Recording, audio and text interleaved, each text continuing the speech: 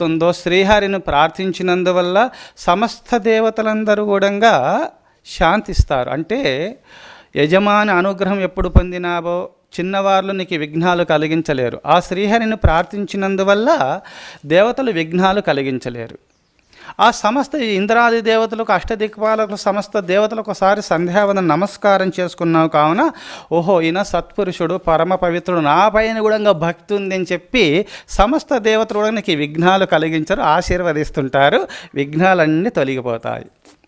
అందుకోసము నేను దేవుణ్ణి, నేను ఆత్మను ఎవరికి మొక్కవలసిన అవసరం లేదు అని అహంభావన చేత ఏ దేవతలను నమస్కారం చేయకుండా అర్చన పూజాదులు చేయకుండా మీరు గర్విష్ఠులై అనుష్ఠానాలు చేసుకుంటే అప్పుడు ఇంద్రాది దేవులకు కొంచెం సందేహం వస్తుంది. చిన్నవారు పెద్దవారుల యొక్క అనుగ్రహ నిమిత్తం ప్రార్థించాలి, వాళ్ళ అనుగ్రహాన్ని పొందుతారు. కానీ అహంభావన చేత మీరు అన్ని గుణంగా దేవతలకు పిండాలు పెడతారు, గురువుగారికి పిండాలు పెడతారు, పంచభూతంలోకి తానుకు దేవునికి అందరికీ పిండాలు పెట్టి నేను ఆత్మను పరమాత్మను నేను సన్యాసం స్వీకరించిన.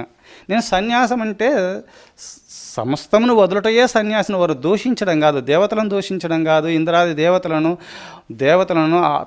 సమస్త దేవతలకు పిండాలు పెట్టడమే, వాళ్ళని దూషించడమే, మిమ్మల్ని వదిలేసినానడమేమి, మళ్ళీ వాళ్ళ నిమిత్తము యజ్ఞయాగాదులు చేయడమేమి, వాళ్ళను అనుగ్రహాన్ని పొందడం నిమిత్తం. ఒకసారి దూషించిన తర్వాత దేవతల అనుగ్రహాన్ని పొందలేరు. అందుకోసము వాళ్ళ కరుణ పొందుట నిమిత్తమై వాళ్ళకి ఎప్పుడు కూడా అవిష్టుల ద్వారా వాళ్ళ సంతోష పెట్టాలా, సంధ్యావందనాదుల ద్వారా ఆ భగవంతు దేవత సమస్త దేవతాగణను సంతోష పెట్టాలా. అట్లా చేసినప్పుడు ఆ దేవతల యొక్క అనుగ్రహాన్ని పొంది తీరుతారు. వాళ్ళ అనుగ్రహాన్ని పొందిన తర్వాత నీకు విఘ్నాలు రావు సాధన కాలంలో, అనుష్ఠాన కాలంలో. అందుకోసమే ఒక బ్రహ్మచారి అనుష్ఠానం చేస్తూ సర్వసంగ పరిత్యాగై అన్నీ త్యజించినాడు. తపస్సు చేసుకుంటుంటే కొంచెం ఇంద్రుణ్ణి కొంచెం అహంభావన, నాకన్నా మించిన వారు లేని ఒక భావన కొంచెం ఉదయించింది లోపల. అప్పుడు ఓహో నన్ను ప్రార్థన చేస్తలేడు, ఆ దైవము ప్రత్యక్షమైతా పరమేశ్వరుడు ఈ నా పదవిని ఏమన్నా కోరుకుంటాడని ఒక సందేహం కలిగి ఇంద్రుడు భక్తులలో ప్రవేశించి ఆ మహర్షుల వారిని స్తోత్రాలు చేయించినాడు. ఇంద్రుడు అశేష సంపదలను కూడా పాదాల ముందు పడవేసేసినాడు. అనగా అశేష సంపద, అనంతమైన సంపదలు శిష్యుల ద్వారా భక్తుల ద్వారా గురుకు ఒక దక్షిణగా ఆ గురుదేవుల యొక్క పాదపద్ములు యందు ఉంచినాడు ఇంద్రుడు. ఆ సంపదకు లోబడలేదు, ఆ స్తోత్ర పాఠాలకు తల వంచలేదు. మరి దేని కూడా కాంతా కనకాలను కురిపించినాడు. కాంతదాసుడు కాలే, కనకదాసుడు కాలేదు. ప్రకృతి యొక్క విషయవాంఛన వైపు మనసు పోనివ్వలేదు, ఆ విషయవాంఛలకు దాసుడు కాలేదు, ప్రకృతికి దాసుడు కాలేదు. పరమాత్మ ధ్యానంలోనే నిమగ్నుడై ఉన్నాడు, ఆ భగవంతునికే దాసుడై ఉన్నాడు. ఇంద్రుడు ఏ విధంగా అయినా సరే ఈ బ్రహ్మచారిని పతితుని చేయాలా అనుకొని ఒక కత్తిని పట్టుకొని ఆ దారిలో వస్తూ ఆ ఆశ్రమం ఉంది, అక్కడ పూల చెట్లు ఉంది, ఆహ్లాదకరంగా ఆనందంగా ఉంది. స్వాముల వారి స్వామి నీకు నమస్కారాలు స్వామి, నేను ఈ దారిలో ఒక గ్రామానికి వెళుతున్నా, నా స్నేహితుల దగ్గరికి వెళ్తున్నాను స్వామి, కత్తి చేతిలో ఉంది స్వామి, నేను ఈ కుటీరంలో పెట్టిపోతాను, మళ్ళీ వచ్చే తిరుగు ప్రయాణంలో తీసుకొని వెళుతాను స్వామి, ఇది చూస్తూ ఉండండి అని చెప్పినాడు స్వాముల వారికి. ఆ ఇంద్రుడు మాయావేషధారి అయి నీ ఆయుధం కదనైనా సరే నా కుటీరంలో ఎందుకు, అక్కడ దూరంలో పెట్టు, ఆ చెట్లో పెట్టు, పొయ్య ముందు తీసుకొని పో అని చెప్పినాడు. సరే అట్లా పెట్టినాడు, ఇంద్రుడు వెళ్ళిపోయినాడు. అది ఇంద్రుని యొక్క సంకల్పంతో కూడుకున్నటువంటిది. చాలా రూపంగా ఇప్పుడు శివాజీ చక్రవర్తి ఉన్న వారాలు ఉంటారు కదా, యుద్ధం చేసే వాళ్ళందరూ కూడా ఆయుధం పట్టుకొని ఉంటారు. చాలా గొప్పగా ఉన్నది, చూడటానికి చాలా బాగా ఉన్నది. దాన్ని చూసిన అయ్యో ఈ చెట్లో ఉంటే ఎవరైనా ఎత్తుకొని వెళ్తే మళ్ళా తిరుగు ప్రయాణంలో వచ్చి నన్ను ఈ కత్తి అడుగుతాడు అని చెప్పి దాన్ని తీసి కుటీరంలో పెట్టుకున్నాడు. అది ఎప్పుడు దాన్నే చూస్తున్నాడు.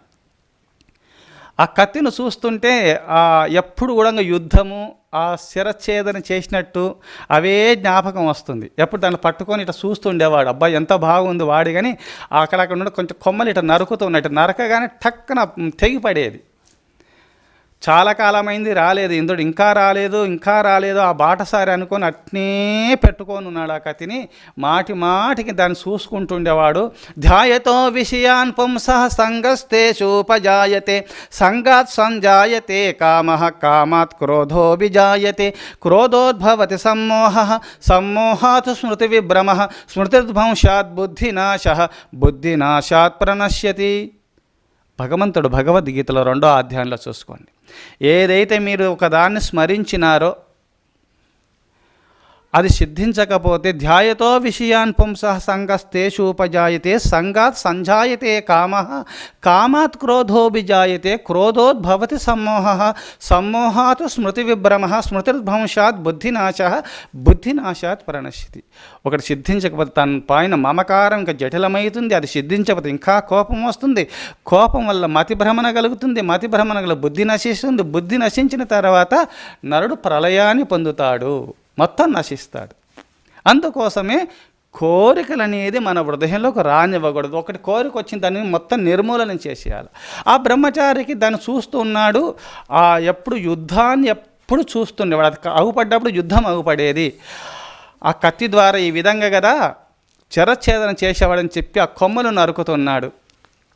ఆశ్రమంలో ఉన్నటువంటి లేడులు పులులు కూడా మైత్రీ భావనతో విహరిస్తుంటే దాంట్లో చూస్తూ అట్లా కత్తి జోయించేవాడు. అవి ఎక్కడ నరుకుతాడో మమ్మల్ని చంపుతాడని భయపడిపోయేది. అవి అప్పుడప్పుడు వెళుతూ దాంట్లో కత్తిని స్మరిస్తూ ఆ యుద్ధాన్ని స్మరణ చేస్తూ ఆ రక్తపాతం ఎదుట అగుపడి ఒక మనిషిని నరికి చూతాము ఎట్లుంటుందని ఆ దారిలో పోయి నరికినాడు. తల బంతిలాగా ఎగిరిపడింది. పాపం మూట కట్టుకున్నాడు. రాగా తపస్సును కోల్పోయినాడు, ఆధ్యాత్మిక సంపద కోల్పోయినాడు, మామూలు మనిషి అయినాడు. అప్పుడు ఇంద్రుడు నవ్వుతూ ఆనందంగా వెళ్ళిపోయినాడు, ఆయన కోరిక నెరవేర్చుకున్నాడు. చూశారా ఎంత ప్రమాదం జరిగింది. మాయకు కాళ్ళు లేవు, దానికి చేతులు లేవు, దానికి ఒక రూపం లేదు. అది ఏ విధంగా వచ్చి మిమ్మల్ని భ్రష్టత్వం కలిగిస్తుందో, మిమ్మల్ని మోసం చేస్తుందో తెలుసుకోలేము.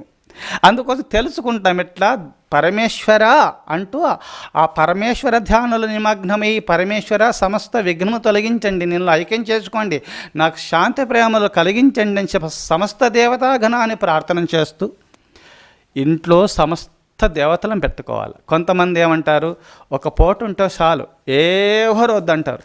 వాళ్ళందరినీ సేవ చేయలేక, ఆ బొట్లు పెట్టలేక, మాలలు వేయలేక, అర్చనాదులు చేయలేక సోమరితనం కలిగి ఒక్క పూట ఉంటే చాలు ఏ వద్దు అంటారు. దీనికి శాస్త్రాల్లో పురాణాల్లో మన మహర్షులు ఏం చెప్పినారంటే, ఒక కోడలమ్మ ఒక ఇంట్లో ఉండి పతిదేవోభవ, సతికి పతియే ప్రత్యక్ష దేవత, నేను పతిని తప్ప ఎవరు సేవ చేయను, అత్తమామల సేవ చేయను, ఇంట్లో ఉన్న మర్దన్లు బావలు ఉంటారు, బంధుజనులు ఉంటారు, వాళ్ళకి నేను ఎవరు సేవ చేయను, నాకు పతియే ప్రత్యక్ష దేవత కదా శాస్త్రాల్లో చెప్పబడింది. నా పతి సేవ తప్ప ఎవరు సేవ చేయనంటూ ఎవరిని గౌరవించలేనటువంటి కోడలమ్మకి ఎన్ని ఆపదలు వస్తాయో, ఎన్ని కష్టాలు వస్తాయో, ఇంట్లో నుంచి నెట్టి పారేస్తారో, ఎన్ని బాధలు పడుతుందో అమ్మ. అట్నే నేను ఒక్క దేవుణ్ణే ప్రార్థిస్తా, ఇతరుల దేవుళ్ళని ప్రార్థించను, మొక్కను, వాళ్ళతో నాకు సంబంధం లేదన్నటువంటి వారి గతి ఈ కోడలమ్మ గతి అయిపోతుంది. వాళ్ళకు తప్పదు. అందుకోసం మేము సమస్త దేవతలను ప్రార్థిస్తున్న పుణ్యపురుషులకు ఏ విఘ్నాలే రావు. వాళ్ళు ప్రశాంతత జీవితాన్ని గడుపుతారు. సమస్త దేవతల యొక్క అనుగ్రహాన్ని వాళ్ళు పొంది తీరుతారు. వాళ్ళు అందుకో